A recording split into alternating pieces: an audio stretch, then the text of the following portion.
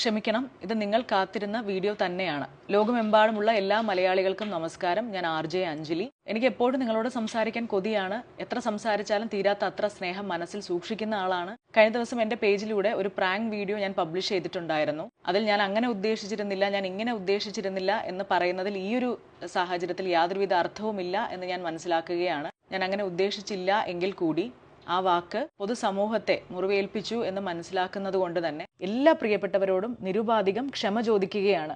Video എടുക്കുന്നതിന് തൊട്ടു മുമ്പ് വളരെയധികം തമാശ രൂപേണ ഞങ്ങൾ സംസാരിച്ചുകൊണ്ടിരുന്നത് മീശ മാധവൻ എന്ന ചിത്രത്തിലെ വിഷുക്കണിയുമായി ബന്ധപ്പെട്ട വിഷ്വൽസ് മാത്രമാണ്.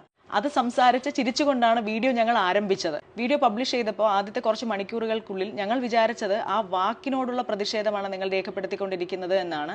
വിളിച്ച വ്യക്തിയുടെ തൊഴിലുമായി ബന്ധപ്പെട്ട ഒരു അധിക്ഷേപം രേഖപ്പെടുത്തണമെന്നോ അദ്ദേഹത്തിന് അങ്ങനെ ഇൻസൾട്ട് ചെയ്യണമെന്നോ ഞങ്ങൾ ഒരു തരത്തിലും വിചാരിച്ചിട്ടുണ്ടായിരുന്നില്ല.